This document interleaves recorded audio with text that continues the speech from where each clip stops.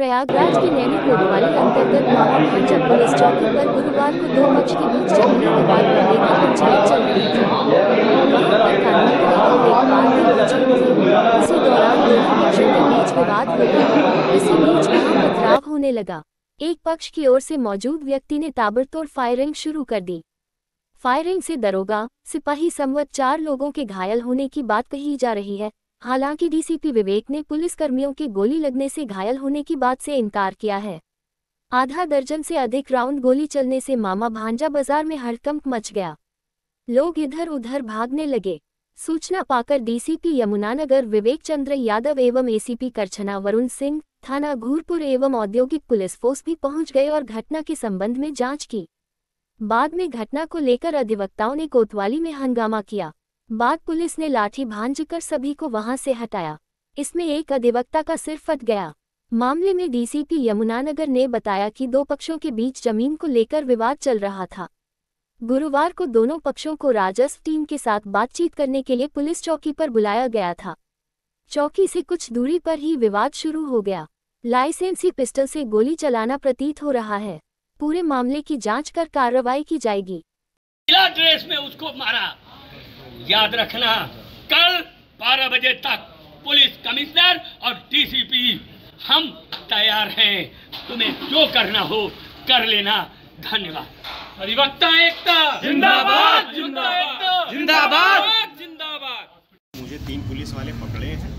पकड़ के लाठी मारना शुरू की। मैं बताया उनको कि मैं अपनी शिकायत करने आया हूं, लेकिन तब तक में एक दरोगा ने सीधे सर पे खड़ी लाठी मारी है, जिसके बाद मैं बेहोश पड़ गया। उसके बाद सिर्फ जब मेरी आँख खुली है तो मैं अस्पताल में ही उठा हूँ, जिसके बाद मुझे पता चला कि 4 टाँके लगे। और पुलिस वाले ने क्यों मारा मुझे 1% पता नहीं। अगर उन पुलिस वालों को पता है क्यों मारे तो मुझे पता है। अगर मेरी गलती कहीं है या उन्होंने कहीं मेरा वीडियो निकल जाए, थाने के अंदर कोई मामला होते दिख जाए तो बता दें। बिना किसी बात के मारा गया है। वर्दी पहना था उसके बावजूद मारा गया। वर्दी ये स्थिति है, खून लथपथ है।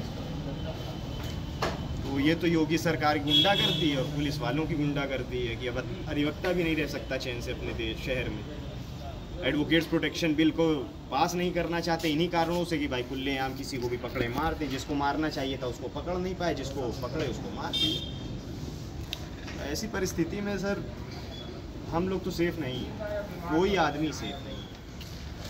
कि अगर आदमी अकेले कहीं अपना काम कराने जा रहा है तो मार खा जा रहा है, 4 लोग के साथ जा रहा है तो गुंडागर्दी कर रहा है, तो फिर आदमी करे क्या? यही चाहता हूँ कि उस पुलिस वाले के खिलाफ कल कार्यवाही चाहिए।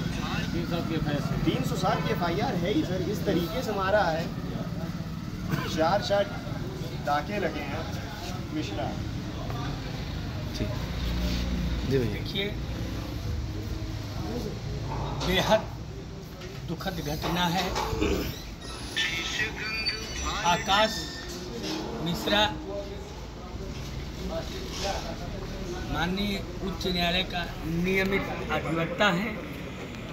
इन्होंने अपने व्यक्तिगत कार्य से नैनी थाने गए थे।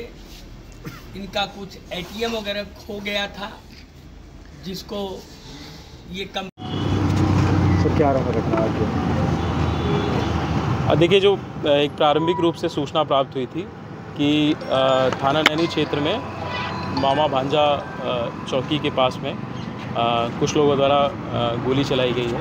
सूचना पे तत्काल आपके थाना की टीम पहुंची, ACP साहब भी पहुंचे और मैं भी पहुंचा हूं यहाँ पे। इसमें जो प्रथम दृष्टया जो तथ्य हैं वो इस प्रकार से हैं कि 2 पक्षकारों के बीच में आपस में किसी एक लैंड डिस्प्यूट को लेकर के तहसील इत्यादि की टीम बुलाई गई थी। और तहसील इत्यादि की जो टीम थी, रेवेन्यू की जो टीम थी, उनके इंटरवेंशन के पश्चात दोनों पक्ष अपना अपना इशू लेकर के यहाँ चौकी के पास में सामने वाले रोड पे पहुँचे थे।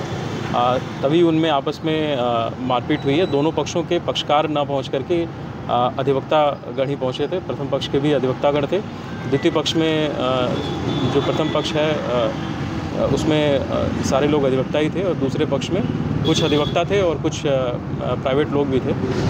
तो इसी बीच में प्रथम पक्ष के एक व्यक्ति द्वारा जो कि देखने से प्रत्यक्षदर्शियों के देखने से प्रतीत होता है कि एक लाइसेंसी जो पिस्टल था उससे ज़मीन की तरफ उसका रुख करते हुए फायर किया गया। जो अभी प्रारंभिक जानकारी मिली है वैसे उसके हिसाब से 2 लोगों के पैर में गोली के कुछ घाव लगने की सूचना प्राप्त हुई है। कुछ लोगों द्वारा ये भी भ्रामक सूचना फैलाई जा रही थी कि किसी पुलिसकर्मी को गोली लगी है, परंतु किसी पुलिसकर्मी को अथवा जो चौकी इंचार्ज हैं वो आपके पीछे ही खड़े हैं, इनको किसी गोली के द्वारा हताहत होने की कोई सूचना ऐसी नहीं है। इसमें जो दोनों पक्ष हैं उनका जिनके भी इसमें चोट इत्यादि लगी है उनका मेडिकल कराया जा रहा है, तहरीर प्राप्त करके अभियोग पंजीकृत कराया जा रहा है और जिन्होंने भी अपराध किया है शीघ्र उनकी गिरफ्तारी करके सख्त से सख्त कार्रवाई उनके खिलाफ सुनिश्चित की जाएगी। जानकारी है कि चौकी प्रभारी और एक सिपाही को लगी है। चौकी प्रभारी आपके सामने खड़े हैं, इनको कोई हताहत होने की कोई सूचना नहीं है। कोई कांस्टेबल भी जो यहाँ तैनात हैं उनमें भी किसी को कोई गोली से अथवा किसी प्रकार की चोट लगने की कोई ऐसी पुष्टि नहीं हुई है। ये एक भ्रामक रूप से सूचना फैलाई जा रही थी और इसी की ये आपके सामने पुष्टि हो रही है।